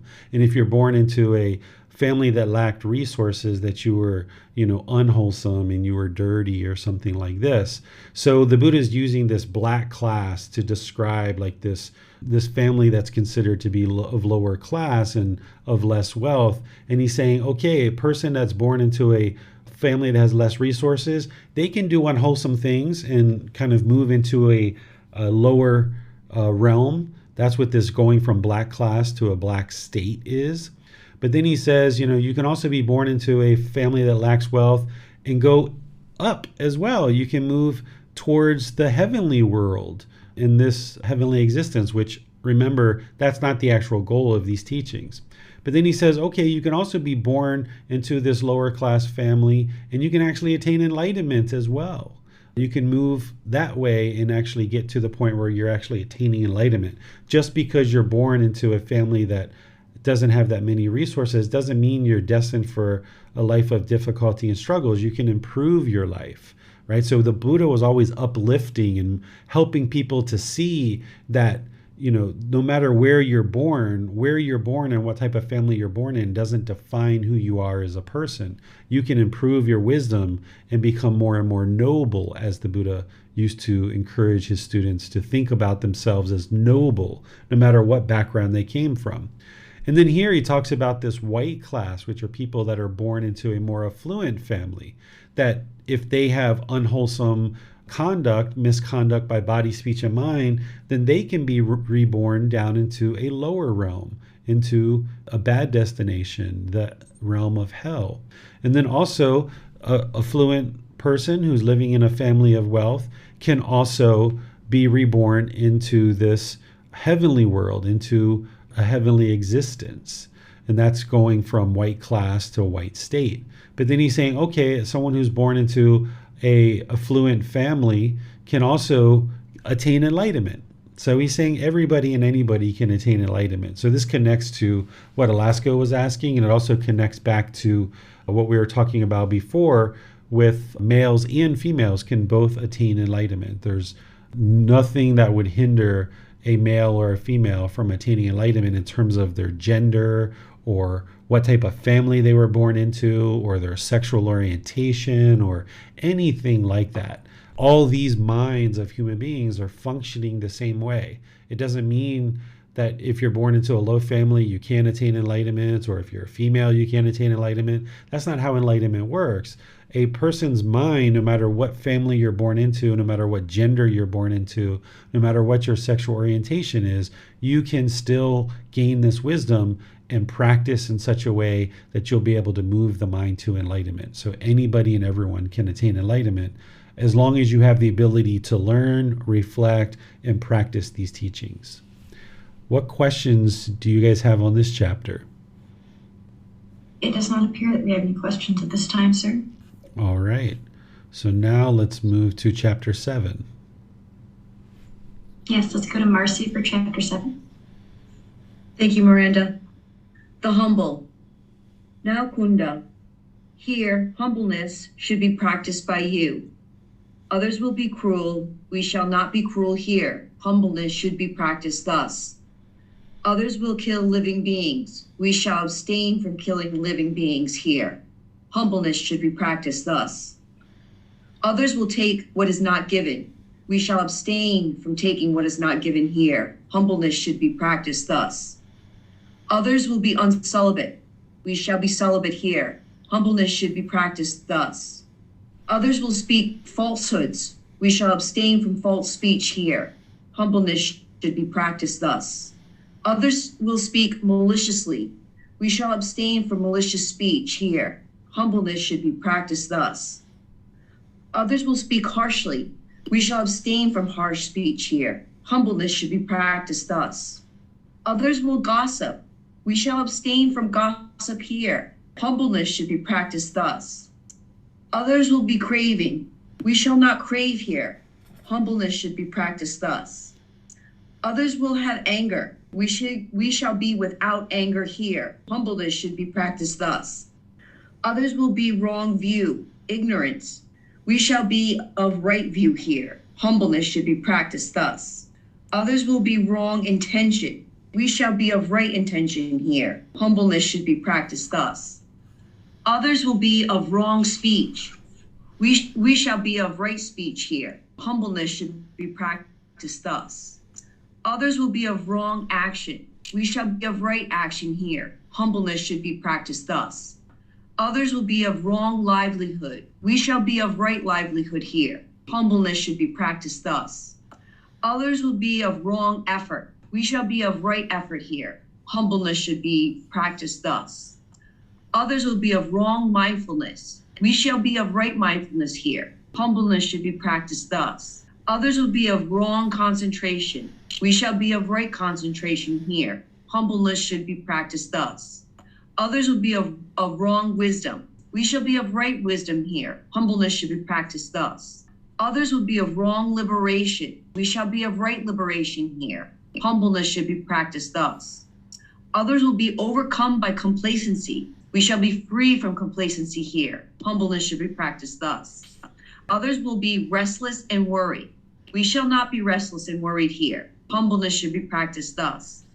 Others will be doubters.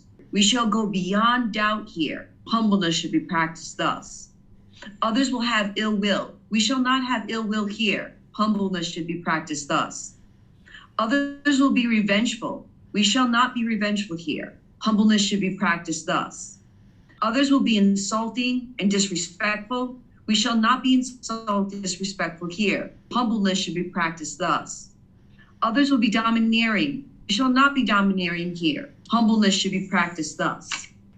Others will be jealous. We shall not be jealous here. Humbleness should be practiced thus. Others will be materialistic. We shall not be materialistic here. Humbleness should be practiced thus. Others will be dishonorable. We shall not be dishonorable here. Humbleness should be practiced thus. Others will be unworthy, untrustworthy. We shall not be untrustworthy here. It should be practiced thus. Others will be arrogant. We shall not be arrogant here. Humbleness should be practiced thus. Others will be difficult to guide. We shall be eased to guide here. Humbleness should be practiced thus. Others will have unwholesome friends. We shall have wholesome friends here. Humbleness should be practiced thus. Others will be negligent. We shall be diligent here. Humbleness should be practiced thus. Others will be without confidence. We shall have confidence here. Humbleness should be practiced thus. Others will see no danger of wrongdoing. We shall see the danger of wrongdoing here. Humbleness should be practiced thus. Others will be of little learning. We shall be of great learning. Humbleness should be practiced thus. Others will be unmindful. We shall be established in mindfulness here. Humbleness should be practiced thus. Others will lack wisdom. We shall possess wisdom here. Humbleness should be practiced thus. Others will adhere to their own views, hold on to them forcefully, and relinquish, let go of them with difficulty. We shall not adhere to our own views or hold them forcefully, but shall relinquish them easily. Humbleness should be practiced thus. Thank you. A great passage. Yeah, thank you, Marcy. I like this one too. Here, the Buddha just bam, bam, bam, bam, bam, bam, bam, bam, bam, bam, gives it to you. The unwholesome qualities of mind and the wholesome qualities of mind that you should be cultivating are the wholesome, and the unwholesome you should be eliminating. So rather than go through each one of these, I'll just open up to any questions you guys have on these. This is just him just clearly laying it out of, what are you eliminating as unwholesome and what are you cultivating as wholesome. Do you guys have any questions on this chapter? Yes, sir.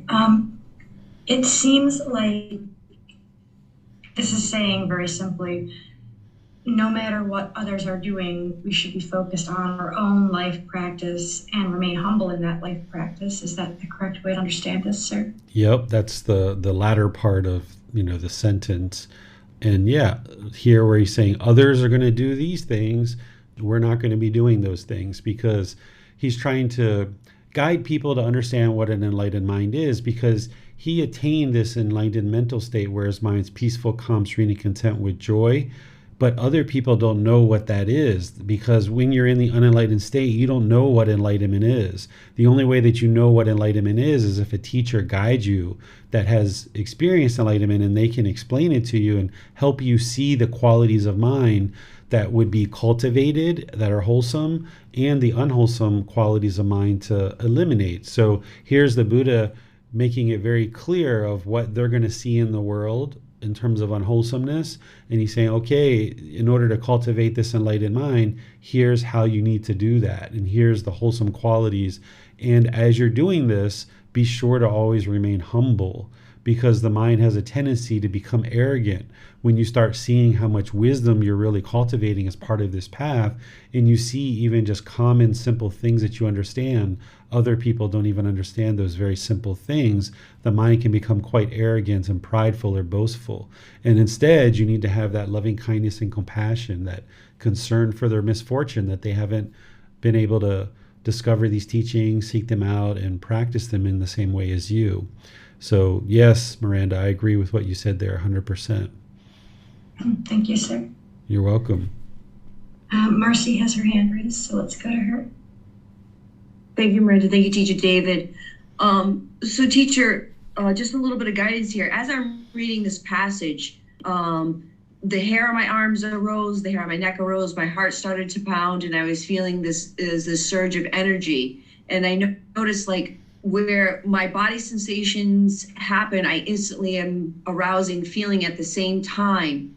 When we practice the 4 foundations of mindfulness, is what I'm, a goal of mine should be to only be alerted by the body, and not let it get to the feeling arising. Yes, that's correct. Just because, just in this moment right now, this is kind of what I'm kind of dealing with, and okay. Yeah, Thank you, teacher. I apologize. My internet's been really splotchy over the last couple of weeks. It sounded like you had stopped talking, and then I answered, and then it kind of came in afterwards. So yes, the answer is yes. When you observe that bodily sensation arising, you would like to cut it off and let it go. And to help you understand why you're experiencing that, you can look at the 7 factors of enlightenment, where the Buddha talks about, as you investigate his teachings, he talks about this energy springing up in the mind, and then there's this joy that comes into the mind. So you've got to be able to control the mind when that happens. So if you're investigating his teachings and you observe this energy springing up and this joy springing up, you have to be able to kind of maintain the middle way rather than allow the mind to go to that excitement where it has these pleasant feelings or these conditioned pleasant feelings. So where you observe the mind wanting to run and go to those pleasant feelings, you got to restrain the mind and pull it back and bring it back to the middle. And that's where the Buddha says if you feel this excitement arising, that you should practice tranquility, concentration, and equanimity. That's the other parts of the 7 factors of enlightenment that brings the mind back to the middle. And then the factor of enlightenment that's kind of allowing you to do all of this is mindfulness or awareness of mind. So you can see the truth in his teachings and independently verify, because he says, when you investigate these teachings, there's going to be this energy that springs up in the mind, and then there's going to be this joy.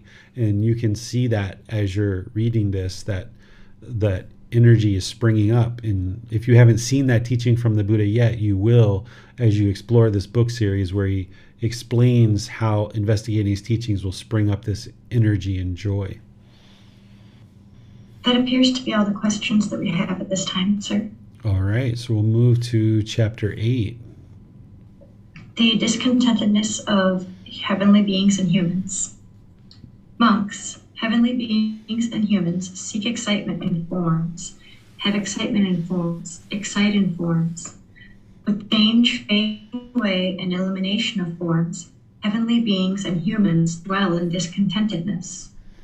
In the case of sounds, odors, flavors, physical objects, and mental objects, the discourses are similar to that of forms. But monks, the Tathagata, the Arahant, the perfectly enlightened one, has understood as they really are the cause and the disappearance, the gratification, the danger, and the escape in the case of forms. He does not seek excitement in forms, does not have excitement in forms, does not excite in forms. With the change, fading away, and elimination of forms, the Tathagata resides joyful. In the case of sounds, odors, flavors, physical objects, and mental objects, the discourses are similar to that of forms. All right, thank you, Miranda. So this is going back to what we studied in volume 9, because this volume 10 kind of integrates a bunch of teachings from different parts of the Buddha's discourses. And this is about the 6 sense bases, where he's saying that in order to get to enlightenment, you can't seek this excitement, or you can't crave this excitement. You can't long and yearn for this excitement in forms, in sounds, in odors, in flavors, in physical objects, and in mental objects. These are the external sense bases that are being experienced through the internal sense bases of the eyes, ears, nose, tongue, bodily contact in the mind. So he's saying that heavenly beings and humans dwell in this discontentedness, because if their central desire in the mind, which is that 4th fetter, then beings are going to chase after the objects of their affection. They're going to seek this excitement. They're going to have this craving, desire, attachment. And as long as you are not yet understanding that the reason why the unenlightened mind experiences painful feelings is because it's chasing after pleasant feelings, that you need to understand that in order to get to enlightenment. That it seems counterintuitive, because in the unenlightened mind, we basically chase after pleasant feelings all the time, and we see that as like the enjoyment of life, is that we chase and chase and chase and chase, and we get the objects of our affection and we experience those pleasant feelings. But yet they're unsatisfying, because they're temporary. As soon as they leave, the mind goes back to these painful feelings, or neither painful nor pleasant. So until the mind is willing to let go of these temporary, conditioned, pleasant feelings, it will never experience this permanent joy that the Buddha is describing down here, where he says the Tathagata resides joyful, right? So you've got to get to the point where you see clearly that the problem isn't just this suffering, that people use this word suffering in the translation of the Buddhist teachings. It's discontentedness, because when the mind is in that excited state, chasing after pleasant feelings, you wouldn't say that you are suffering, but the mind is discontented or experiencing discontentedness. And when you see the mind longing and yearning for those pleasant feelings, you've got to restrain the mind. You got to cut it off and let it go.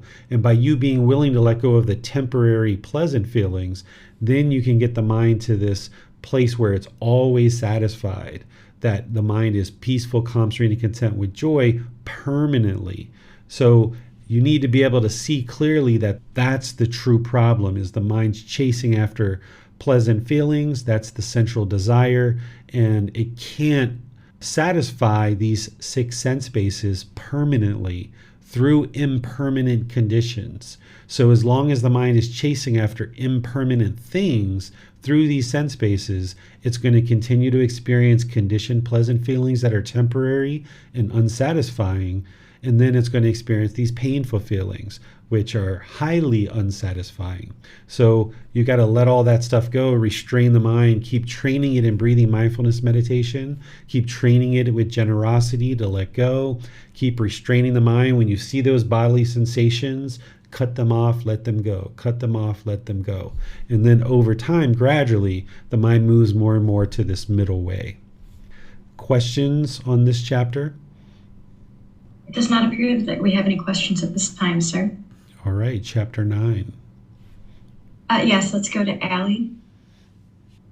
Thank you, Miranda. Discontentness of the 6 sense base. Monk, heavenly being, and human seek excitement in form, sound, odor, flavors, physical object, and mental object. Have excitement in form, sound, odor, flavor, physical object, mental objects. Excitement in form, sound, odor, flavor, physical object, mental object. With the chains breaking away and the elimination of form, sound, odor, flavor, physical object, mental object, heavenly being, and human dwell in discontentness. All right, thank you, Ali. So here the Buddha is making it really clear and very concise. He's essentially saying what I just said earlier, that as long as the mind is chasing after the objects of its affection, yearning and longing for these pleasant feelings, which is this first part here where he's talking about exciting in forms, sounds, odors, flavors, physical objects, and mental objects, as long as we allow the mind to do that, chasing after these conditioned pleasant feelings, then when they change, they fade away, they're eliminated. That's the impermanence. When those things are eliminated, then there's going to be this painful feelings of discontentedness. So the mind moves from these pleasant feelings to these painful feelings. And that's because of central desire, which is what we studied in the last book. Any questions on this chapter? There does not appear to be any questions at this time, sir. All right, so we have this last chapter for today, chapter 10. Yes, let's go to Marcy for chapter 10. Thank you, Miranda. Chapter 10, consideration to go forth into homelessness. Monks, before my enlightenment, while I was still unawakened, not yet fully enlightened, I too, being myself subject to birth, aging, sickness, death, sorrow, defilement, sought what was also subject to birth, aging, sickness, death, sorrow, and defilement. I sought what was also subject to aging, sickness, death, sorrow, and defilement. And what may be said to be subject, birth, to aging, sickness, death, sorrow, defilement. Wife and children are subject to birth, aging, sickness, death, sorrow, defilement. Men and women slaves, goats and sheep, fowl and pigs, elephants, cattle, horses and mares, gold and silver, are subject to birth, aging, sickness, death, sorrow, defilement. These objects of attachment are subject to birth, aging, sickness, death, sorrow, defilement. And one who is tied to these things, obsessed with them, and entirely craving them, being himself subject to birth, aging, sickness, death, sorrow, defilement, seeks what is also subject to birth, aging, sickness, death, sorrow, and defilement. Then I considered thus, why, being myself subject to birth, aging, sickness, death, sorrow, defilement, do I seek what is also subject to birth, aging, sickness, death, sorrow, and defilement? Suppose that, being myself subject to birth, aging, sickness, death, sorrow, and defilement, having understood the danger in what is subject to birth, aging, sickness, death, sorrow, and defilement, I seek the unborn, unaging, unailing, deathless enlightenment, sorrowless and undefiled, supreme security, form, bondage, nibbana, enlightenment. Later, While still young, a black-haired young man endowed with youthfulness in the prime of life, though my mother and father wished otherwise and wept with tearful faces, I shaved off my hair and beard, put on a yellow robe, and went forth from the home life into homelessness. Here, I'm just going to say B, before my enlightenment, while I was still unawakened, not fully enlightened, I considered thus. Household life is crowded and dusty. Life gone forth is wide open. It is not easy while living in home to lead the holy life entirely perfect and pure as a polished shell. Suppose I shave off my hair and beard, put on a yellow robe, and go forth from the home life into homelessness. All right. Thank you, Marcy. So here are a few things to talk about. The Buddha is talking about, entering into the ordained life. And he's describing something here that he did before he was awakened. He talks about how he was chasing after things that were subject to impermanence. He's using these words, subject to birth, aging, sickness, death, sorrow, and defilement. But what this is referring to is that he himself was impermanent, and he's saying that he sought after those things that were impermanent. And as he sought after those, that's how he observed that his mind was discontent, and he ultimately discovered the universal truth of impermanence in craving, anger, and ignorance, and all these other teachings. He gives examples here of things that are subject to impermanent, and when he's saying that he sought after them, what he's talking about here is what I say, chasing after the objects of our affection. That when we chase after the objects of our affection, whether it's a life partner, whether it's a child, whether it's other material possessions, here some of the material possessions they had during his lifetime. But today we have countless material possessions that we're going to have material possessions as the mind is enlightened, but it's all about how the mind relates to these things. If there's yearning and longing, if there's this craving, if you have a certain mobile phone and then the new version comes out and you have to hurry up and buy that, and then the next version comes out, you have to hurry up and buy that. That's the craving, the longing, the yearning, and it's very expensive to support a habit of craving, desire, attachment. Whereas if you restrain that and you pull it back, you'll see that you can actually live on a very modest amount of income. So the Buddha is explaining how he trained his mind to let go and no longer chase after the objects of his affection in these impermanent conditions. And he also talks here about how he shaved off his head, his hair and his beard, and his parents, wept with tears. And I've described this in other classes where royal people in the royal family, they grew their hair very long, even males, as a way of depicting that they were part of the royal family. That's how people in the villages knew that you were part of the royal families. You had this long flowing hair because only royal family would have the money and the time and the wealth and the caretakers to take care of this long hair, that when you were just a commoner, you would be out in the fields working, you would have a business or what have you, you would be laboring. You wouldn't have time to sit around and take care of this long flowing hair, and it would be all tangled up.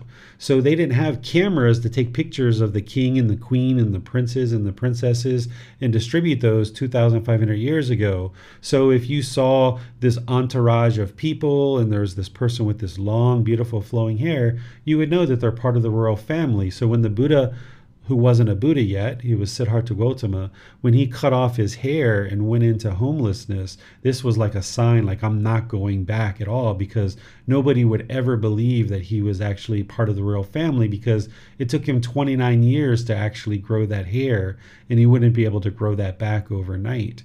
So him cutting that off was a way for him to let go of his royal heritage, but it's also a way to help you realize non-self. This is why even today people will shave their head, because if the mind has fully cultivated non-self, then it shouldn't matter what the physical appearance looks like. So this is why people will shave their head, they'll wear simple clothing. They might do this for a very extended period of time. And ultimately, as an enlightened being, if you went back to wearing, different clothing, or you went back to growing your hair, that's fine, but you might decide that for 6 months or a year or 2 years or something, you would like to, wear simple clothes, or you would like to shave your hair. And that can help you to realize non-self, which is ultimately going to help you to eliminate the ego and arrogance, because there's not this projection of a self-image into the world, having this boastfulness or trying to appear a certain way to other people that it doesn't matter how other people perceive you. That's that part where the Buddha talks about reside with yourself as your own island.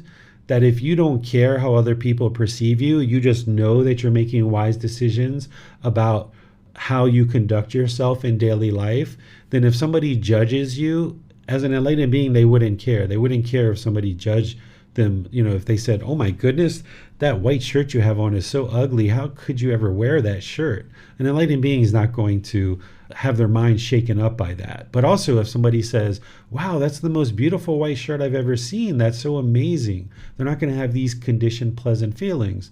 They might say thank you, appreciate your kind words or whatever they end up saying, but their mind isn't going to arise those conditioned pleasant feelings. Therefore, they're not going to feel painful feelings if somebody says something negative about the shirt or the clothing or the hair, something like this. So the Buddha's describing how he entered into this life of homelessness. And this is very humbling for somebody to go from having the luxury of living like a prince and having all this wealth and servants and food and entertainment, going to living on the street or living in the forest, wearing rag robes and walking down the street, accepting food off of with donations. You're basically sustaining your life from donations. This is very humbling to the mind. Not everybody is going to necessarily do that and actually ordain, but if somebody chose to ordain, then you can experience that. Or if you choose to set up your life as a household practitioner and live from donations and maybe structure your life in such a way that you're able to do that, you can experience those kind of things as well. And then lastly, what the Buddha is explaining here is he's talking about household life, how it's very cluttered, right? It's like, especially during his lifetime, because nowadays we have food systems, we have clothing that we can go and purchase, we have resources that are easily accessible to us as long as you have the funds to support it. But during his life, 2,500 years ago, they didn't have the food systems and all the educational systems and clothing systems and shopping and things like that we have nowadays. So life was very difficult for household practitioners. So it was very challenging for them to be able to let go of certain things as part of their practice and train the mind to let go, because they were just so busy with cultivating the fields and planting crops and cultivating the crops and harvesting the crops and preparing the food and washing dishes and cleaning the houses and working and all these different things. So that's why the Buddha is saying that household life is crowded and dusty. This is where you have to have that inner discipline. If you're going to be a household practitioner and attain enlightenment, you're going to have this inner discipline to be able to sustain a long-term practice to move the mind to enlightenment. Where he's saying, okay, life gone forth, meaning ordaining, is wide open, right? Because once you go and ordain, you don't have the responsibilities of daily household life anymore. Your goal is to attain enlightenment. Your goal as an ordained practitioner is to learn, reflect, and practice the teachings and get to enlightenment. And your life is such that it's been set up that way for you to do that. You don't have to be concerned about food, water, clothing, shelter, or medical care because other people are providing this for you. But also, it's not going to be this wonderful, luxurious life because you're living based on donations and what people are actually willing to give you as part of being in this ordained lifestyle. And even a teacher nowadays, if you live from donations, it's the same thing, that you're not always going to be able to get what you necessarily need because you're living from the donations of other people. So he's saying it's not easy to live this household life and live pure as a polished shell. He's not saying it's impossible. He's just saying it's very difficult. So some people will say that it's impossible for a household practitioner to attain enlightenment. This is the same thing people say that it's impossible for a woman to attain enlightenment. But it's not true when you look at the words of the Buddha. If the Buddha would have said here that it's impossible for a household practitioner to attain enlightenment and everybody has to ordain in order to attain enlightenment, he would have said that. He would have made that as part of his Eightfold Path, there would have been a step that says right ordination, right? Because if everybody had to ordain in order to get to enlightenment, he would have made it a central core teaching as part of the Eightfold Path. But he didn't do that because it's not required for everybody to get ordained in order to attain enlightenment. Because the Buddha's goal is for the entire world, all of humanity, to attain enlightenment. If everybody was ordained, who would run the world? Who would do the things that we need in life? So he never said that household practitioners can't attain enlightenment. Household practitioners attained enlightenment during his lifetime. It was just very challenging, very difficult for them because of the way their life was situated.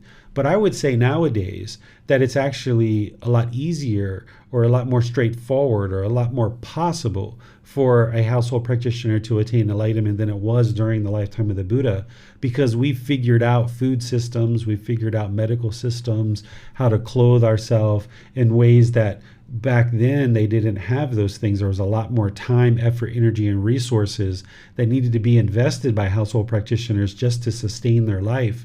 Where nowadays we have things much more organized in our society that gives us more free time. And this is why we tend to fill up our free time with kind of worthless things, unbeneficial things. Whereas if you clear those unbeneficial things out of your life, you actually realize you have a lot of space in your life to dedicate to something like learning the teachings, practicing meditation, talking with a teacher, getting personal guidance, and all these other things that you need. That this personal space didn't really exist in the excessive amounts of time that we have nowadays. That didn't exist during the lifetime of the Buddha. So that's why he talked about household life being crowded and dusty. And it's also very challenging in the household life if you're trying to eliminate sensual desire, for example, and ultimately to get to enlightenment and fully eliminate sensual desire, you need to eliminate sexual intercourse. Well, if you're living in a household life and you're trying to eliminate sensual desire and you walk into a room where maybe your husband or your wife is undressing and you see their physical body and it arises this interest in sexual contact, that's kind of hard for you. Whereas if you're living an ordained life and you're at the monastery and you're living that ordained lifestyle, you're not going to see a naked body other than your own, because the way that your life is structured. So you're more sheltered in an ordained life. So that's why I sometimes say that living in a household life, if you attain enlightenment, your mind would have had to gain a whole lot of wisdom and have a whole lot of inner discipline, because you're going to be involved in things that as an ordained practitioner they're not even involved in. You might walk into a room or you might click on a TV and see some sexually graphic material that an ordained practitioner isn't going to necessarily see because they're not watching TV as part of their practice. So just like the Buddha says, household life is crowded and dusty. It's quite challenging in the household life to attain enlightenment, but it's not impossible. You just have to have this inner discipline. And it's more possible today than it would have been, I feel, in the lifetime of the Buddha. Questions on this chapter? There are no questions at this time, sir. Alaska was pointing out a lay practitioner who reached enlightenment during the time of the Buddha, Milarepa. Yes, there's household practitioners that attained enlightenment during the lifetime of the Buddha. So this is another misunderstanding that exists in the world today, that there's some people who believe that household practitioners can't get to enlightenment, and there's some practitioners who think that women can't get enlightened. This might be where your other question came from, is that some people in the Buddhist community think that way, but there's nothing that supports that in terms of the words of the Buddha. Or if you look around and you get involved in a community of practitioners where there's enlightened people in that community, you'll find males and females, you'll find ordained practitioners, you'll find female ordained practitioners, you'll find male household practitioners, female household practitioners that are enlightened. But people that aren't in those communities and aren't aware of what enlightenment is and aren't aware of how to determine if people are enlightened, they wouldn't know these things. So there's a lot of misunderstanding in the world. And one of my goals through this book series and all the classes and resources that I share is to root our learning in the words of the Buddha, because it's his teachings that lead to enlightenment, not what one person said to another, said to another, said to another. 2,000 years later, we're getting it, 40th removed from the Buddha. And if you've ever played that telephone game where somebody whispers in the ear, the gray elephant jumped over the brown fence, and it goes around. By the time it comes back around, it's like the yellow giraffe jumped in the hole and ate a sandwich. It's like it just keeps changing and changing and changing. And that's what essentially has happened from people from 2,500 years ago until today. There's been all this impermanence that has affected the teachings. So when you root your practice in the words of the Buddha, then you know what did he teach and what he didn't teach, and you can independently verify those teachings yourself, and then you know the truth as the mind becomes more and more liberated. So that's should be, I feel, the goal of every single practitioner who's seriously interested in attaining enlightenment, is root your practice in the words of the Buddha, because that's what's going to truly lead you to enlightenment. Any other questions, Miranda? It does not appear that there are any more questions at this time, sir. Okay, sounds good. So I'll just thank you all for joining for today's class, and I'll share with you guys the future classes of what we've got coming up. Is next Saturday, we're going to be doing chapters 11 through 20 in this same book, which is volume 10. So you can read those ahead of time. You can read those before and or after class, and then you'll get that much more benefit out of the actual class. Tomorrow in our group learning program, we're going to be in volume 1, studying chapter 4, which is titled The Four Noble Truths, Establishing Right View. If you've read that chapter or you've even heard me talk about it in the past, it's really helpful to hear more than one time to deeply penetrate the Four Noble Truths. You heard the Buddha in today's class talk about how important the Four Noble Truths are, and he does that all throughout his teachings in many different ways. So I always encourage students to learn that multiple times, because hearing it multiple times can really help it to soak into the mind.